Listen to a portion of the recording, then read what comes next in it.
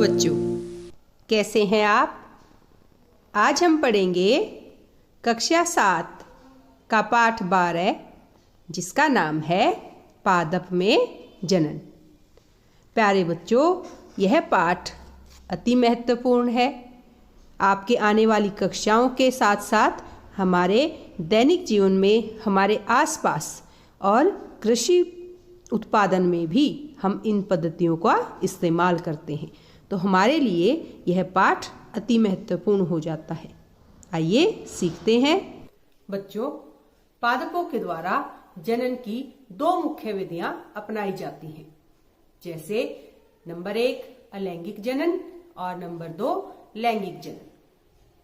अलैंगिक और लैंगिक, यह 2 प्रकार की जनन विधियां हम इस पाठ में सीखेंगे पादपों के द्वारा कैसे अपनाई जाती है।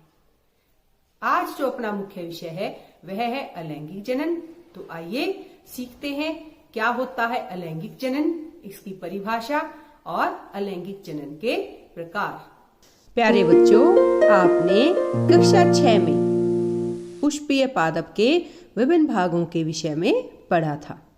पादप के विभिन्न भागों के नाम याद कीजिए और प्रत्येक के प्रकारों को एक बार सोचिए। अधिकांश पादपों में मूल, तना और पत्तियां होती हैं। ये पादप की कायिक अंग कहलाते हैं। वृद्धि की निश्चित अवधि के बाद अधिकांश पादपों में पुष्प निकलते हैं। आपने बसंत ऋतु में आम के वृक्षों को पुष्पित होते अवश्य देखा होगा। यही पुष्प बाद में आम के उन रसीले फलों को निर्मित करते हैं जिनका आनंद आप और हम गर्मियों में उठाते हैं। हम फलों को खाते हैं और सामान्यतः बीजों को फेंक देते हैं। बीज अंकुरित होकर नया पादप बनाते हैं। यदि ऐसा है तो पादप में पुष्पों की क्या भूमिका है? पुष्प पादप में जनन का कार्य करते हैं। वास्तव में पुष्प पादप के जनन अंग होते हैं। किसी पुष्प में केवल नर जनन अंग अथवा मादा जनन अंग या फिर दोनों ही जनन अंग हो सकते हैं। प्यारे बच्चों, पादप अनेक विधियों द्वारा अपनी संतति उत्पन्न करते हैं। आइए जानते हैं कौन कौन सी 2 विधियां होती हैं। जनन के 2 प्रकार यानी 2 विधियां होती हैं जो पादप के द्वारा अपनाई जाती हैं। नंबर 1 अलैंगिक जनन और नंबर 2 होता है लैंगिक जनन। प्यारे बच्चों, आज हम यहाँ अलैंगिक जनन के विषय में जानकारी प्राप्त करेंगे। तो सबसे पहले सीखते हैं अलैंगिक जनन की क्या परिभाषा होती है और यह किस प्रकार से लैंगिक जनन से भिन्न होता है। प्यारे बच्चों, अलैंगिक जनन में पादप बिना बीजों के ही नए पादप को उत्पन्न कर सकते हैं, जबकि लैंगिक जनन में नए पादप बीजों से प्राप्त होते हैं। यह सबसे बड़ा अंतर होता है लैंगिक और अलैंगिक जनन में। आइए अब विस्तार पूर्वक चर्चा करते हैं अलैंगिक जनन के विषय में। प्यारे बच्चों, अलैंगिक जनन में नए पादप बीजों अथवा बीजाणुओं के उपयोग के बिना ही उगाए जाते हैं, जैसा कि हमने अभी परिभाषा में भी सीखा था। तो सबसे पहला जो प्रकार है अलैंगिक जनन का वह है कायिक प्रवर्धन। कायिक प्रवर्धन एक प्रकार का अलैंगिक जनन है जिसमें पादप के मूल, तने, पत्ती अथवा कली यानी मुकुल जैसे किसी कायिक अंग द्वारा नया पादप प्राप्त किया जाता है। चूंकि जनन पादप के कायिक भागों से होता है, अतः इसे हम कायिक प्रवर्धन कहते हैं। प्यारे बच्चों, गुलाब अथवा चंपा के पौधे की एक शाखा को उसकी पर्व संधि से काटिए, जैसा कि आपको यहाँ चित्र में गुलाब का पौधा नजर आ रहा है। पर्व संधि तने या शाखा का वह भाग है जहाँ से पत्ती निकलती है। शाखा के इस टुकड़े को कर्तन या कलम कहते हैं। अब अगर हम कलम को मिट्टी में दबा दें तो कलम नए पौधे में विकसित हो जाएगी और यह होता है कायिक प्रवर्धन। यानी तने से यहाँ पर, तना क्योंकि एक कायिक अंग है और तने से यहाँ नया पौधा जन्मा है तो इसीलिए यह कायिक प्रवर्धन का उदाहरण है। प्यारे बच्चों, अब इन पौधों को पहचानिए। ये आलू के पौधे हैं और जानते हैं आलू कैसे जनन करते हैं। आइए सीखते हैं। आपने पुष्प कलिकाओं से पुष्पों को खिलते देखा होगा। पुष्प कलिकाओं के अतिरिक्त पत्तियों के कक्ष में भी कलिकाएं होती हैं। ये कलिकाएं परोहों यानी अंकुरों के रूप में विकसित होती हैं और कायिक कलिकाएं कहलाती हैं। प्यारे बच्चों, कली में एक छोटा तना होता है जिसके चारों ओर अपरिपक्व पत्तियां एक दूसरे के ऊपर अध्यारोपित रहती हैं और ये कायिक कलिकाएं भी नए पादप को जन्म दे सकती हैं और इसी प्रकार से आलू के पौधे में जनन होता है। बच्चों, इस विधि से आप अदरक अथवा हल्दी भी उगा सकते हैं। प्यारे बच्चों, पौधे का कायिक अंग जैसे कि पत्ता, यह भी जनन में सहायता कर सकता है और इसका बड़ा ही अच्छा उदाहरण होता है ब्रायोफिल्म यानी पत्थरचट। किस प्रकार से पत्थरचट में पत्ती के द्वारा जनन होता है, आइए सीखते हैं एक क्रियाकलाप की सहायता से। प्यारे बच्चों, ब्रायोफिल्म यानी पत्थरचट में जनन किस प्रकार से होता है, इसको सीखेंगे हम एक चित्र की सहायता से। यहां हम बनाएंगे ब्रायोफिल्म के पत्ते का चित्र। ब्रायोफिल्म अलैंगिक जनन विधि को अपनाता है। कायिक अंग पत्ते के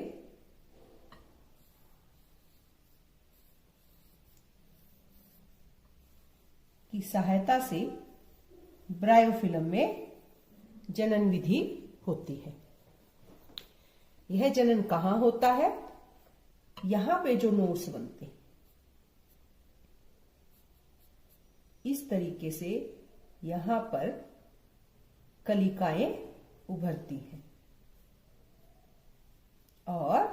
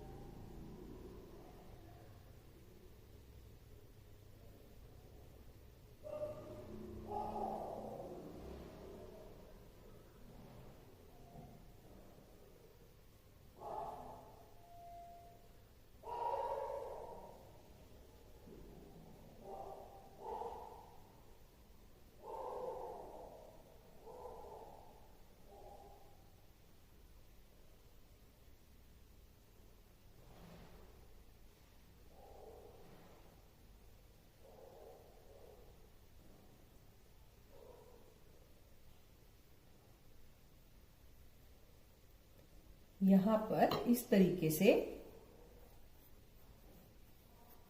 कलिकाएं उभरती है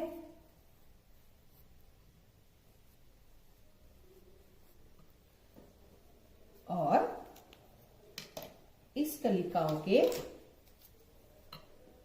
माध्यम से ही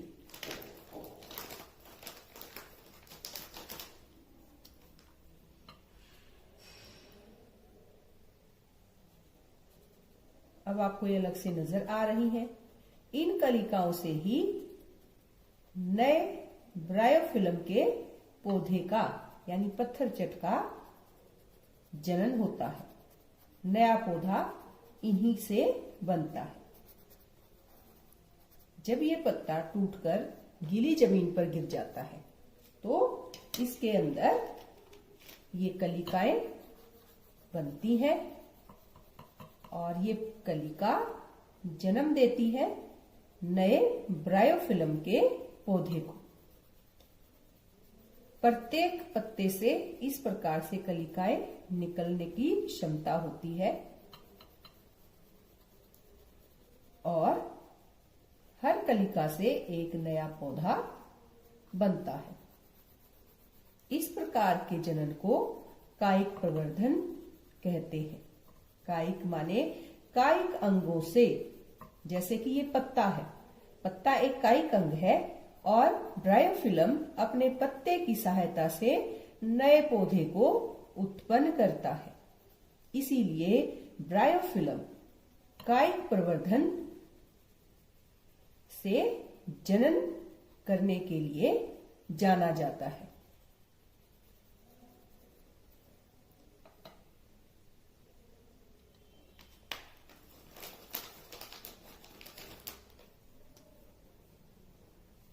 ये क्या है? नए पादप, यानी यहीं से नया पादप जो है वो बनेगा। और हमने क्या बनाया? ब्रायोफिल्म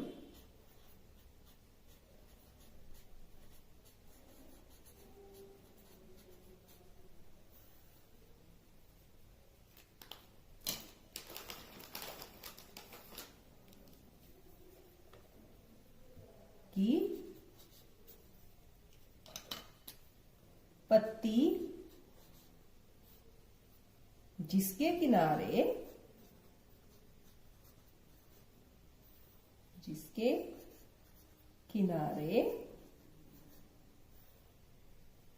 पर कलिकाएं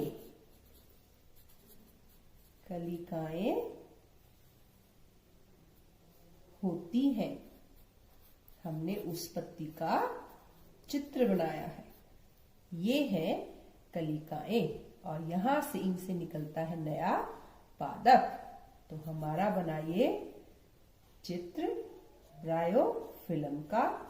ब्रायोफिल्म की पत्ती, ब्रायोफिल्म पौधे को हम हिंदी में बोलते हैं पत्थरचट, और हमने बनाया उसकी पत्ती का चित्र। प्यारे बच्चों, ये हमने सीखा पत्थरचट में किस प्रकार से पत्ती की सहायता से नए ब्रायोफिल्म यानी पत्थरचट का जन्म होता है। कुछ पादपों में पादप की जड़ें भी नए पादप को जन्म दे सकती हैं और इनके उदाहरण हैं शकरकंद और डहेलिया। और प्यारे बच्चों, आपको यदि मैं बताऊं तो ऐसे पौधे भी होते हैं जिनके हर भाग से नए पादप का जन्म हो सकता है, जैसे कि कैक्टस। कैक्टस जैसे पादप के वे भाग जो मुख्य पादप से अलग हो जाते हैं वो नए पादप को जन्म देते हैं। प्रत्येक विलग्न भाग नए पादप के रूप में वृद्धि कर सकता है। तो है ना कितनी मजेदार और अचंभे की बात कि हर अंग से नया पादप वृद्धि कर जाता है। अब आप सोचेंगे कि यदि इतनी सारे पौधे इस तरीके से जनन करते हैं तो कायिक प्रवर्धन यानी इस प्रकार से जनन के कोई फायदे भी हैं या नहीं। तो आइए एक बार देखते हैं कि कायिक प्रवर्धन के क्या क्या फायदे होते हैं। और कायिक प्रवर्धन का सबसे पहला उपयोग है कि कायिक प्रवर्धन विधि द्वारा पादप कम समय में उगाए जा सकते हैं। और दूसरे लाभ में ऐसे पादपों में पुष्प और फल कम अवधि में ही आ जाते हैं। बीजों से उगाए जाने वाले पादप की अपेक्षा कायिक प्रवर्धन में पुष्प और फल जल्दी आते हैं। अब तीसरा फायदा यदि देखें तो नए पादप जनक पादप की यथार्थ प्रतिलिपि होते हैं, यानी हूबहू फोटोकॉपी होते हैं। और ऐसा इसलिए होता है क्योंकि वे एक ही जनक द्वारा उत्पन्न होते हैं। तो ये लाभ हैं कायिक प्रवर्धन के। इसके विपरीत यदि लैंगिक जनन द्वारा उत्पन्न होने वाले पादप में माता पिता दोनों के गुण होते हैं, लैंगिक जनन के परिणाम स्वरूप पादप बीज उत्पन्न करते हैं। कायिक प्रवर्धन के जैसे ही आइए देखते हैं अलैंगिक जनन का एक और प्रकार, मुकुलन। बच्चों, आज हम बनाने वाले हैं एक चित्र, और चित्र के लिए हमें क्या चाहिए होता है? ड्राइंग शीट और कुछ रंग। और आज जो चित्र हम बनाने वाले हैं वह चित्र है यीस्ट का। यीस्ट में जनन विधि का चित्र हम आज बनाएंगे। जानते हो यीस्ट किस विधि से जनन करता है? मुकुलन से। यानी आज हम सीखने वाले हैं मुकुलन। तो चलिए शुरुआत करते हैं यीस्ट में मुकुलन द्वारा जनन के चित्र की। चित्रों के द्वारा हम दर्शाएंगे किस प्रकार से मुकुल बनता है यीस्ट में, और वह मुकुल एक नए जीव में परिवर्तित हो जाता है। सबसे पहले हम इस प्रकार से एक यीस्ट का चित्र बनाते हैं। ये जो बनाया, ये बनी यीस्ट कोशिका, और यीस्ट कोशिका से अगला जो प्रक्रिया होती है जनन की, उसमें इस तरीके से बनता है विकसित होता हुआ मुकुल। और धीरे धीरे ये विकसित होता हुआ मुकुल इस यीस्ट कोशिका से अलग हो। इस तरीके से पहले इसका केंद्रक अलग बनता है, और फिर यहां से ये मुकुल इस कोशिका से अलग होकर के नए जीव में परिवर्तित हो जाता है। और ये इस प्रकार से बहुत सारे मुकुल बनते चले जाते हैं। तो ये क्या था? एक यीस्ट कोशिका। यीस्ट कोशिका में जनन की प्रक्रिया हुई, और जनन की प्रक्रिया में क्या बनना शुरू हुआ? मुकुल। और यह मुकुल जो है विकसित होता है जब एक यीस्ट कोशिका इस प्रकार से मुकुल में विभाजित हो जाती है। और विभाजन में पहले कौन विभाजित होता है? केंद्रक। एक केंद्रक ये जो यीस्ट कोशिका का था, और ये बन गया मुकुल का केंद्रक नया। और इसके पश्चात यह पूरी श्रृंखला बन जाती है मुकुल की इस तरीके से, और इसका अपना केंद्रक होता है। आइए अपने चित्र में रंग भरते हैं ताकि हमारा चित्र बन जाए और भी मजेदार, स्पष्ट और शिक्षाप्रद। हम सीख जाएंगे खेल खेल में ही किस प्रकार से यीस्ट जो है वो मुकुल बनाता है।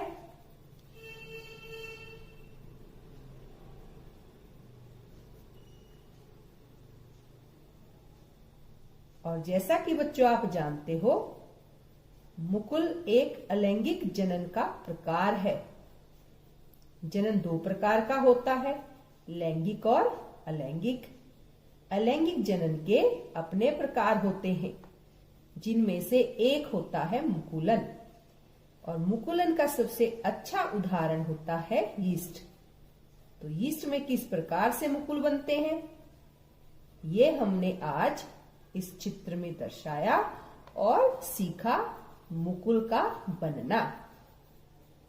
यही मुकुल बड़े होकर के इस प्रकार की कोशिका में परिवर्तित हो जाते हैं, और फिर से नए मुकुल का निर्माण करते हैं, जिससे यीस्ट की संतति चलती रहती है। आइए अपने चित्र के नाम लिखें। ये हमने क्या बनाई? सबसे पहले यीस्ट कोशिका,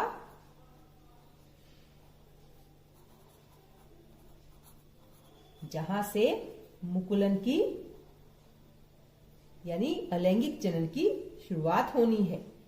ये बना विकसित होता हुआ मुकुल, ये वाला विकसित होता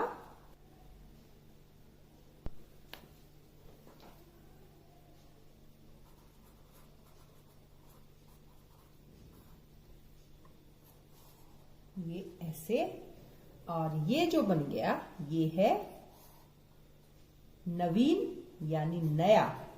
नवीन माने नया, पूरा बन चुका मुकुल। और ये जो बन गए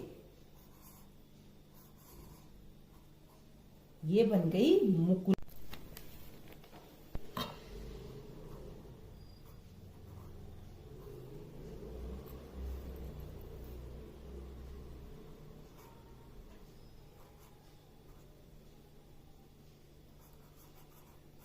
मुकुल श्रृंखला। और हमने चित्र किसका बनाया? यीस्ट में मुकुलन द्वारा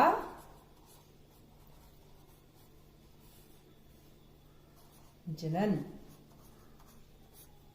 ये हमने दर्शाया अपने चित्र में। यीस्ट में मुकुलन द्वारा जनन, तो है ना कितना मजेदार, आसान और खेल खेल में ही सीखने वाला क्रियाकलाप। यीस्ट में मुकुलन, और हमें पता चल गया कि मुकुलन जो है वो अलैंगिक विधि का एक प्रकार है। तो आप भी ये चित्र बनाएं और अपने अध्यापक को अवश्य दिखाएं। और आइए अब सीखते हैं अलैंगिक जनन के एक और प्रकार खंडन के विषय में, वह भी क्रियाकलाप की सहायता से। प्यारे बच्चों, आपने तालाब अथवा ठहरे हुए पानी के अन्य जलाशयों में हरे रंग के अवपंकी गुच्छे, जिनको फिसलनदार भी कहते हैं, वो तैरते हुए देखे होंगे। ये शैवाल होते हैं।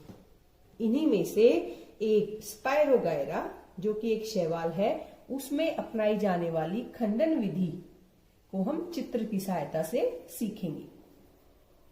खंडन विधि में सबसे पहले आप देखिए, स्पायरोगायरा इस तरीके का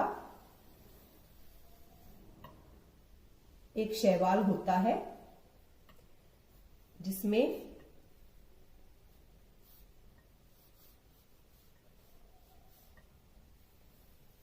इस तरीके से एक संरचना बनी हुई होती है। जनन विधि के लिए शैवाल अलैंगिक जनन का चुनाव करते हैं।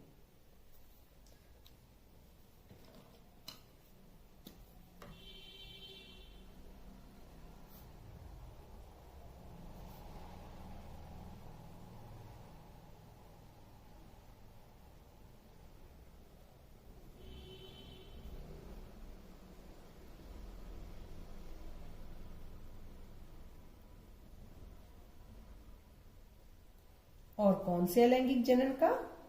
खंडन विधि का।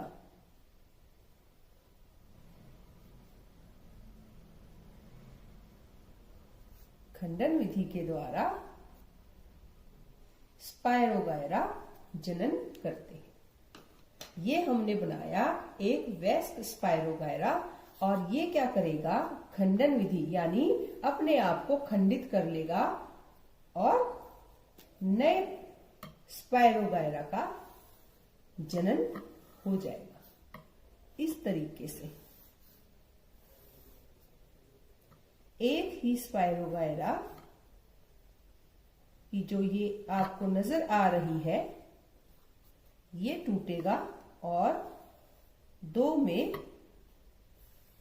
अपने आप को विभाजित करके यानी खंडित करके दो नए स्पायरोगायरा का निर्माण करेगा।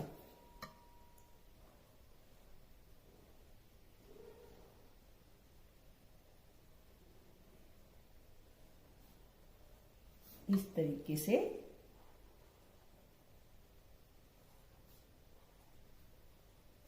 नए स्पायरोगायरा बनते चले जाएंगे। इसने ये अपने आप को 1 और 2 स्पायरोगायरा खंडित हो गया,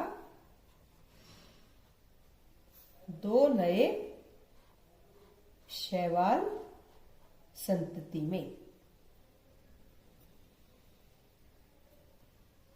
और जब जल और पोषक तत्व उपलब्ध होते हैं तो ये शैवाल इस तरीके से वृद्धि करते हैं और तेजी से खंडन करते हैं और गुणन करते हैं। 1 से 2, 2 से 4, 8 इस तरीके से ये गुणन करते हैं।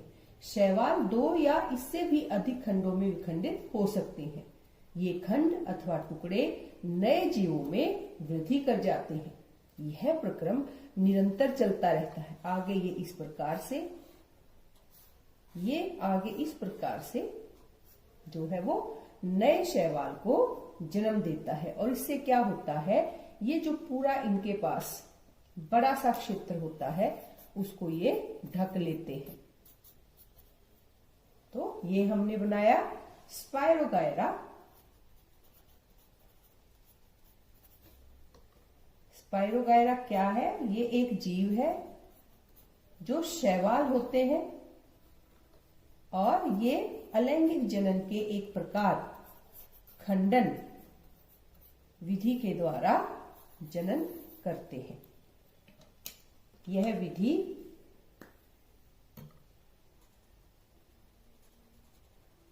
एक शैवाल को 2 से 4 इस प्रकार से गुणन करने में सहायता करती है और इसी वजह से ये बड़े से क्षेत्र को बड़ी जल्दी ढक लेते हैं और पूरा ही तालाब या जलाशय इनके द्वारा ढका हुआ नजर आता है, क्योंकि इनकी गुणन की जो क्षमता है वो बड़ी तीव्र हो जाती है जब इनको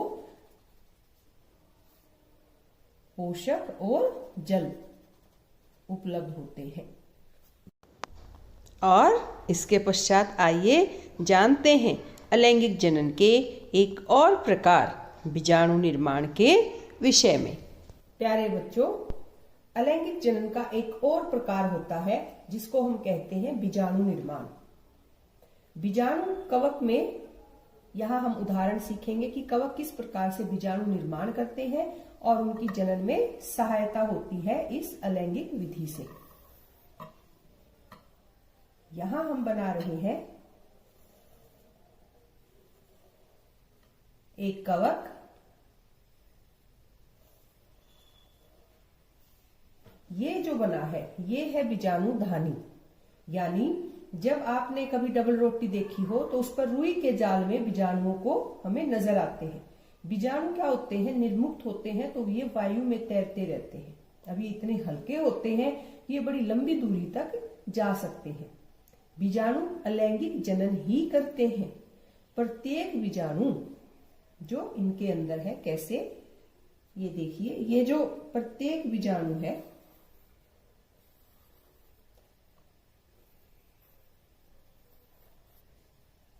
इस तरीके से जब इनकी उच्च ताप और निम्न आर्द्रता, जब तापमान उच्च होता है और आर्द्रता कम होती है तो इनके लिए ये परिस्थितियां प्रतिकूल हैं। इनको झेलने के लिए ये अपने चारों तरफ इस प्रकार का एक कठोर सुरक्षात्मक आवरण बना लेते हैं। ये क्या है? एक इनका सुरक्षात्मक, यानी इनको सुरक्षा देने वाला आवरण ये अपने चारों तरफ बना लेते हैं जब इनके आसपास का वातावरण इनके अनुसार नहीं होता। और इसका फायदा क्या है कि इस आवरण के कारण ये बीजाणु लंबे समय तक जीवित रहते हैं। अब क्या है कि अनुकूल परिस्थितियां जैसे ही आएंगी तो इसके अंदर जो ये बीजाणु है ये अंकुरित हो जाएंगे और इनसे नए जीव का जो है वो जनन होगा। और नए जीव में विकसित होने से जो है यहाँ पर बहुत सारे इस प्रकार के हमें बीजाणु नजर आएंगे। मॉस और फर्न जैसे पादप में भी जनन बीजाणुओं के द्वारा होता है। तो ये क्या है? ये है बीजाणु।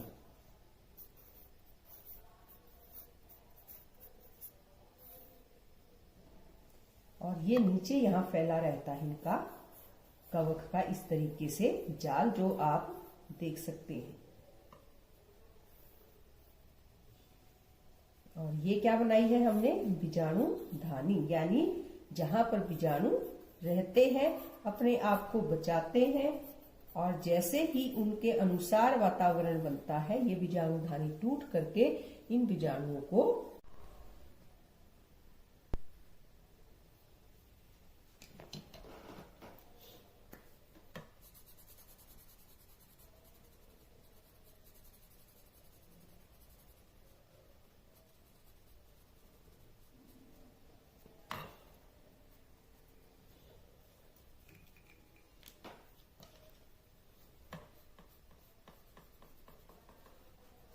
ये कवक जाल जो नीचे फैला रहता है,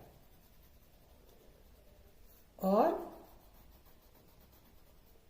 फेवरेबल कंडीशंस यानी अनुकूल परिस्थिति आने पर यह बीजाणु धानी टूट जाती है, और इस प्रकार से सभी बीजाणु विकसित होकर के नए जीव को जन्म देते हैं। यह प्रक्रिया मॉस और फर्न जैसे पादप में अपनाई जाती है। और जनन, मॉस और फर्न में जनन किनकी सहायता से होता है, इन बीजाणुओं की सहायता से। तो ये जो हमने चित्र बनाया, ये बनाया कवक में बीजाणु द्वारा जनन का चित्र।